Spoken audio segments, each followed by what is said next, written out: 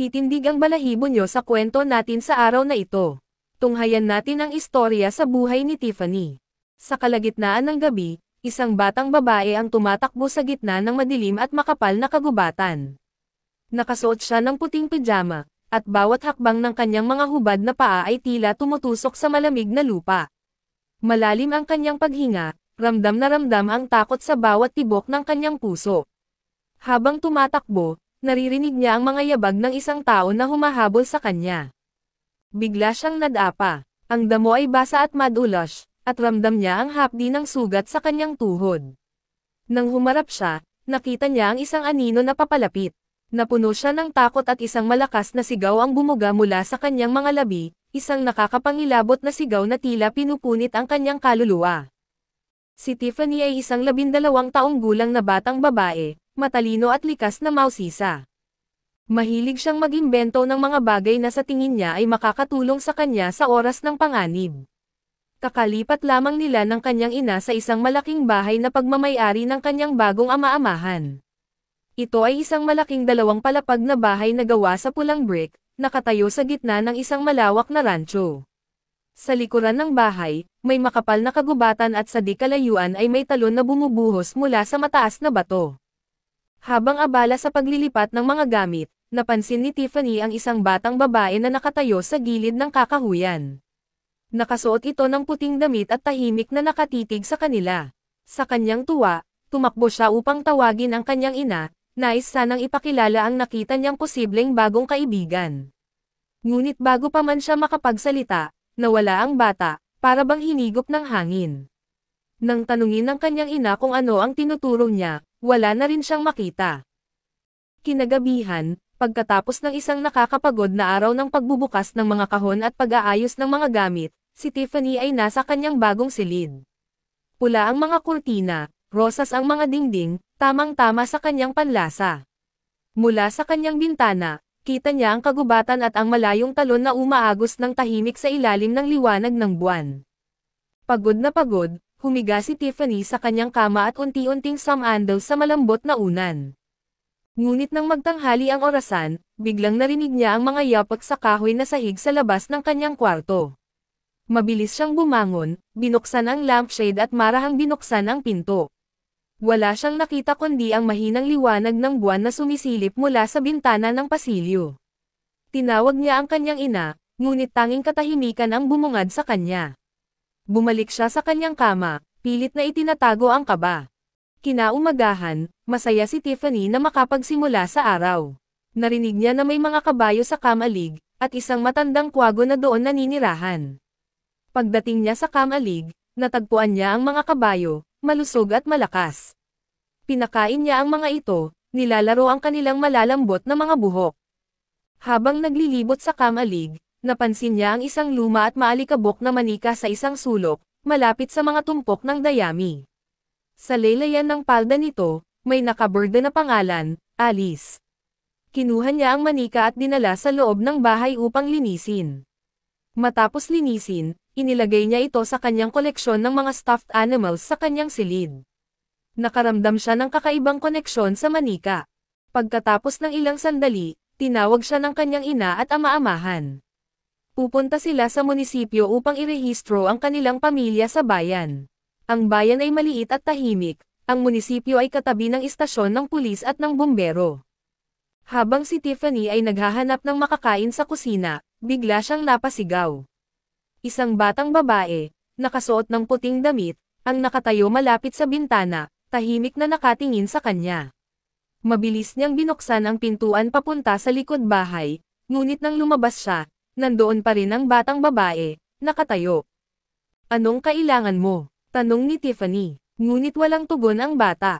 Tiningnan siya ng bata ng diretsahan sa mga mata at sinabi, umalis ka rito. Nang lingunin muli ni Tiffany ang lugar kung saan ito nakatayo, nawala na ito. Mabilis niyang isinara ang pinto, tinatakpan ang kanyang takot. Nang dumating ang kanyang mga magulang, kaagad na sinabi ni Tiffany sa kanyang ina ang nangyari.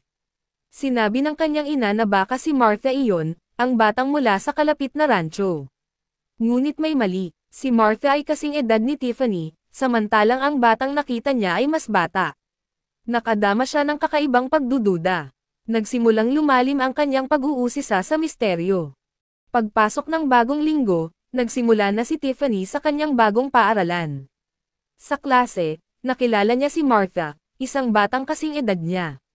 Agad silang nagkasundo at naging magkaibigan. Ngunit hindi ito ang batang nakita niya sa kakahuyan. Iba si Martha, mas mataas, mas masayahin. Habang tumatagal, mas nalilito si Tiffany tungkol sa batang babae na nakita niya. Sa isang usapan nila ni Martha, nalaman niya na may batang babae na nagngangalang Alice na dati raw nakatira malapit sa kanila. 2 taon na ang nakaraan mula nang mawala ito. Alice, bulong ni Tiffany. Alam niyang nakita niya na ang pangalang iyon pero hindi niya matandaan. Ngunit bakit tila may koneksyon si Alice sa kanilang bagong tahanan? Isang gabi, habang ginagawa ni Tiffany ang kanyang takdang aralin, muli niyang nakita ang batang babae sa may bintana, nakatayo sa gilid ng kakahuyan. Hindi na siya makatiis, kumuha siya ng flashlight at bumaba ng bahay upang sundan ito. Lumapit siya sa bata at tinanong, "Anong ginagawa mo rito?" Tumalikod ang bata at nagsimulang maglakad patungo sa talon. Sumunod si Tiffany hanggang sa marating nila ang talon. Tumigil ang bata at itinuro ang gilid ng talon, isang lugar kung saan tila may daanan patungo sa likod ng tubig. Tinanong niya ang bata kung ano ang ibig sabihin nito, ngunit nang muling ilawan ni Tiffany ang lugar kung saan nakatayo ang bata, wala na itong bakas. Kinabukasan sa eskwelahan, sinabi ni Tiffany kay Martha ang lahat ng mga nakita at naramdaman niya. Sinabi ni Martha na nakapagtataka yon dahil 2 taon na mula nang mawala si Alice, at hindi na siya nakita ng sinuman mula noon, ni ang kanyang ina. Wala rin siyang alam ano ang nangyari sa kanila. Habang pauwi si Tiffany mula sa eskwelahan, ang mga sinabi ni Martha ay patuloy na umiikot sa kanyang isipan. Alice, tanong niya sa sarili. Pakiramdam niya ay may alam siya tungkol dito, pero hindi niya matandaan kung saan niya nakita ang pangalan. Sa bawat hakbang niya pauwi, naglalaro sa kanyang isipan ang imahe ng batang babae sa puting damit. Pagdating niya sa bahay, nagdesisyon siyang muling siyasatin ang manika. Binuksan niya ang kanyang kwarto at kinuha ang manika mula sa kanyang koleksyon. Pinagmasdan niya ito ng mabuti. Alice, bulong niya. Nakatingin siya sa berdang pangalan sa palda ng manika. Alam niyang hindi ito simpleng coincidence. May koneksyon ang batang nakita niya sa manikang ito. Hindi mapakali, naglibot si Tiffany sa bahay. Pumasok siya sa attic, binuksan ang mga lumang kahon ng gamit na naiwan ng dating pamilya ng kanyang ama-amahan. Sa gitna ng mga punit-punit na papel at mga lumang larawan, may natagpuan siyang ilang piraso ng litrato. Isa-isa niyang pinulot ang mga ito at pinagtapat-tapat. Nang mabuo niya ang larawan, halos huminto ang kanyang puso. Nakaharap sa kanya ang isang pamilyang ngumingiti, ang kanyang ama-amahan, kasama ang isang babae at isang batang babae na nakasuot ng puting damit.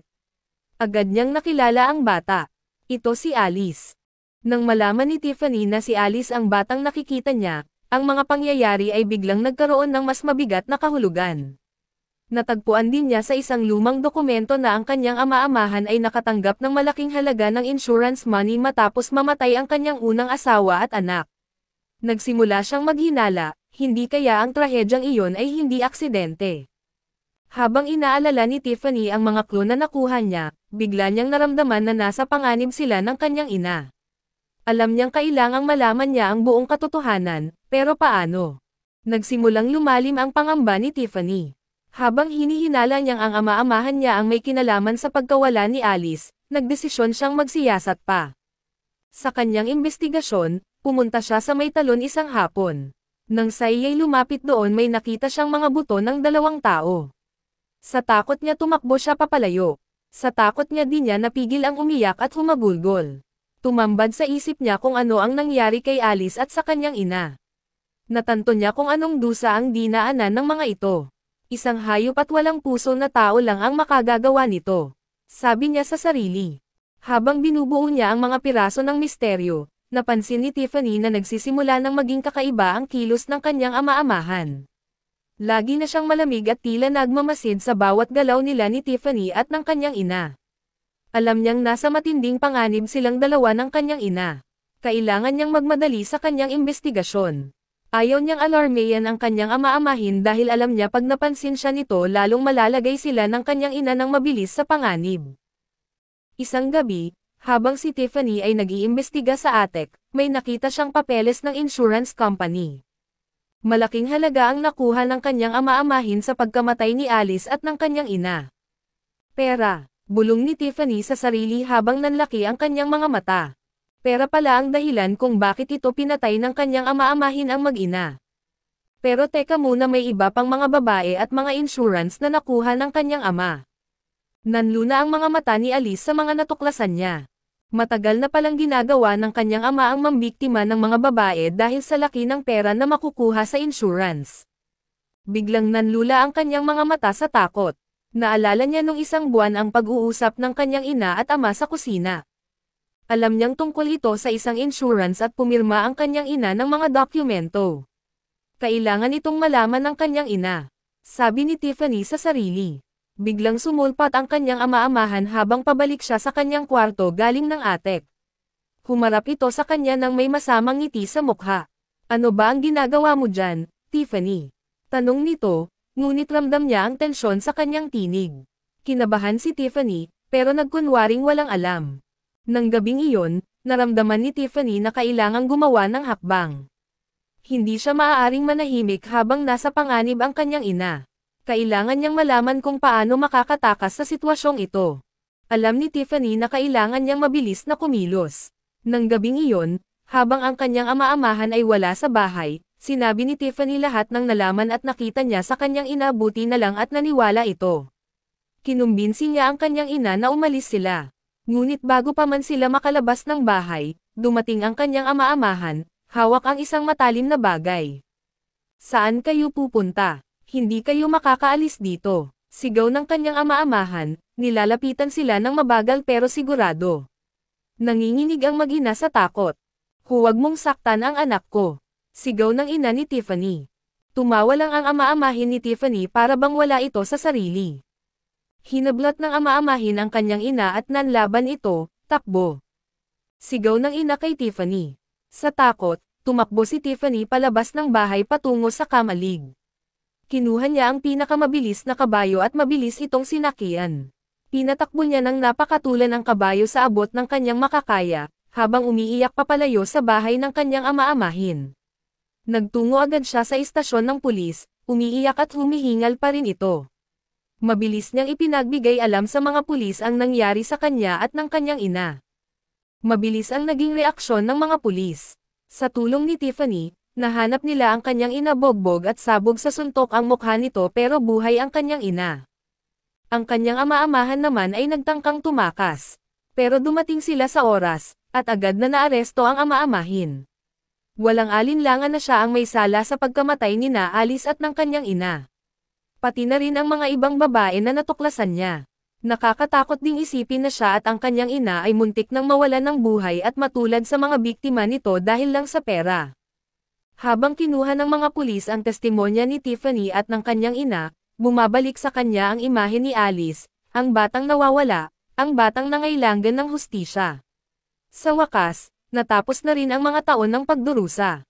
Sa gitna ng kagubatan, habang sinasalaysay ni Tiffany ang lahat ng nangyari, may napansin siyang galaw mula sa gilid ng kanyang mata. Nakita niya si Alice, nakatayo sa gilid ng kakahuyan, ngumiti ito sa kanya at kumaway. Puno ng kaligayahan ang mukha ng batang babae, tila nagpapasalamat sa wakas na natamo niya ang katarungan. Unti-unti, nawala ang imahe ni Alice, parang tinangay ng malamig na hangin ng kagubatan. Si Tiffany ay nag-iwan ng isang buntong hininga. Alam niyang natapos na ang bangungot at tuluyan nang nagpaalam si Alice. Kung nagustuhan ninyo itong kwento at gusto nyo pa makinig at tunghayan ang iba pang kwento, paki-like, share and subscribe itong channel na ito. Salamat po.